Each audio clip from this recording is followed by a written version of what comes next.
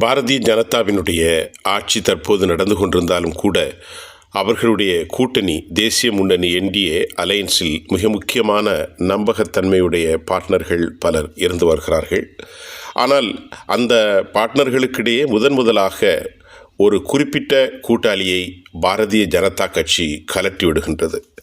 NDA கூட்டணி ஆட்சி அமைந்து சில நாட்களில் இந்த முடிவு உண்மையிலேயே அந்த கட்சிக்கு பெரும் துரதிர்ஷ்டமாகவும் அந்த கட்சியினுடைய நம்பகத்தன்மை குறித்தும் வரும் கேள்விகள் எழுந்திருக்கிறது.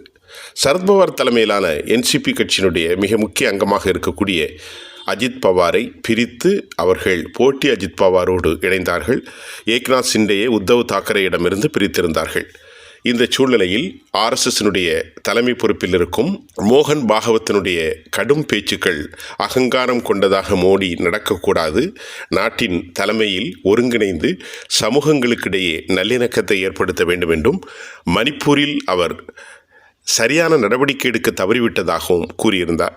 இந்த சூழ்நிலையில் ஆர்எஸ்எஸ்னுடைய ஆர்கனைசர் பத்திரிகையினுடைய எழுத்தாளர் ரத்தன் சர்தாவுடைய பத்திரிகையினுடைய கருத்தின் வாயிலாக மராட்டிய மாநிலத்தில் ஊழல்வாதிகளை இணைத்து கொண்டதால் அவர்கள் கடும் தோல்வியை சந்தித்தார்கள் என்று கருத்தை முன்வைத்தது. இந்த அடிப்படையில் 70,000 கோடி ரூபாய்க்கு மேல் ஊழல் வழக்கில் சிக்கொண்டு, அதுவும் பாஜகவால் குற்றம் சாட்டப்பட்ட அஜித் பவார் பின்பு அவற்றையெல்லாம் மறந்து கூட்டணி அமைத்து சிண்டேவுக்கு அடுத்த அந்தஸ்தில் துணை முதல்வராக அவர் பதவியேற்க பாஜகவால் திணிக்கப்பட்டது. தற்போது அவருக்கு ஒரே ஒரு இடங்கள் மட்டும் கிடைத்திருந்த நிலையிலும் கூட அந்த கட்சியை சேர்ந்த பிரபுல் பட்டேலுக்கு கேபினட் மினிஸ்டர் தர வேண்டும் என்று அவர்கள் காத்திருக்கிறார்கள். அந்த முரண்கள் தொடர்கின்றது.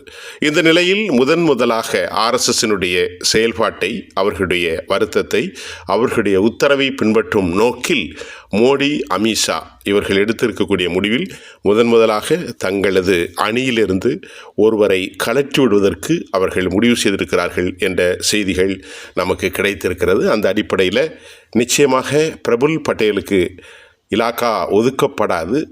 அவர்கள் மீண்டும் தனித்து அவர்களுடைய அரசியல் வாழ்க்கையிலே தனித்து மராட்டியாவில் தொடரப்போகிறார்கள். இந்நிலையில் வரக்கூடிய அக்டோபர் மாதத்தில் உத்தவ் தாக்கரே 298 தொகுதிகளிலும் நாம் தனித்தே போட்டியிடப் போகிறோம், எல்லா தொகுதிகளிலும் போட்டியிடப் போகிறோம், நீங்கள் தயாராகுங்கள் என்று கூறியிருக்கிறார்.